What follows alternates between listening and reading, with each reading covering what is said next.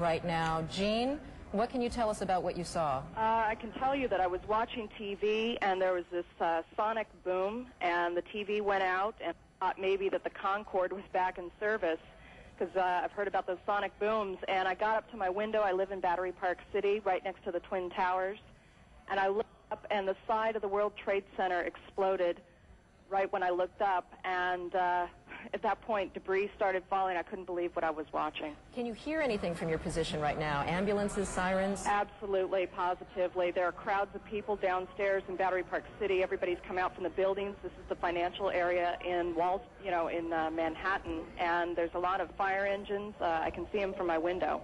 Jean, can you tell us, I don't know if you can tell which tower it is that's on fire right now, or the kinds of services that are inside that tower? I can't tell what's inside.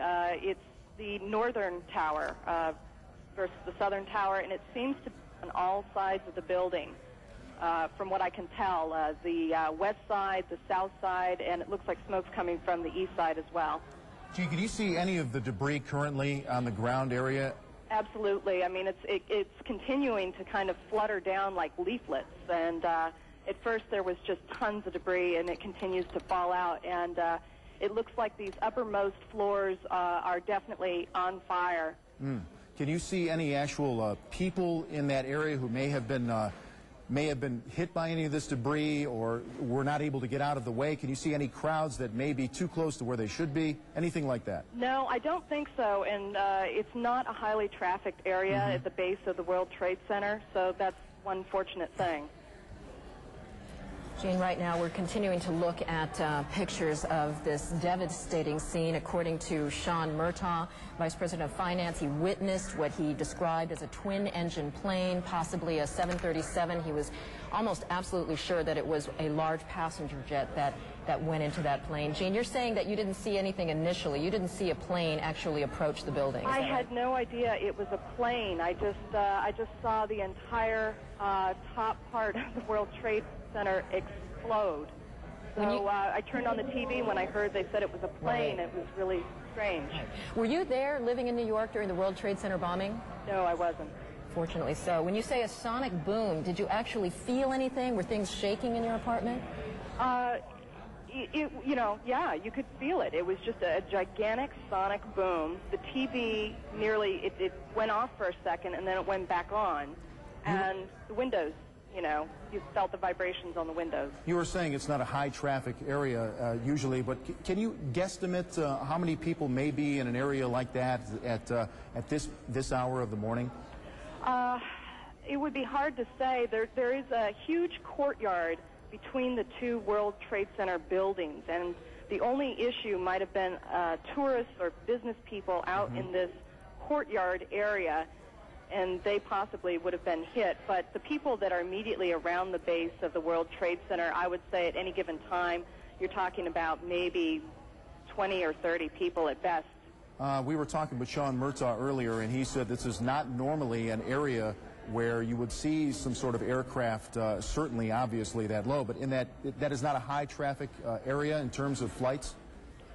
I don't know about flights. I have a balcony down here in Battery Park City, and they have that needle sticking out of the top of the World Trade Center, and I've always wondered, if anyone would kind of get too close to the building, and accidentally veer into it. Jean, tell us a little bit about that area and how emergency crews would be able to access that area. Would that be relatively difficult or easy to access for emergency people?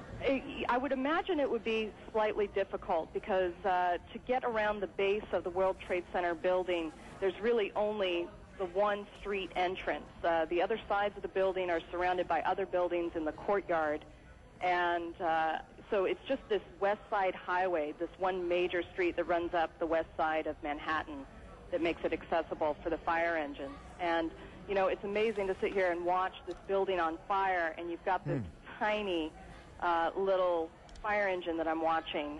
That's all you see right now is the one fire engine? Where the fire engines are, it's a little bit obscured by other buildings. Right. Gene, let me ask you, I know I'm asking you to be a bit of an expert on the World Trade Center, but there's a famous viewing deck for tourists on one of the towers. When you say that this is the North Tower, is this the one that services a lot of the tourists to get their view and get to the restaurant at the top? As a matter of fact, it is. And as I'm sure you can see, there's a ton of smoke coming out right now. I'm just guessing the fire seems to be worse on, it looks like it's about 15 floors down from the top of the building. Yeah, one of the eyewitnesses, one of our affiliates was talking to, said that she thought that this was on the 80th floor. We know that there's an open air deck 110 stories high, and the glass enclosed observatory is on the 107th floor. So there is the possibility that people may very well be trapped up there. Yeah.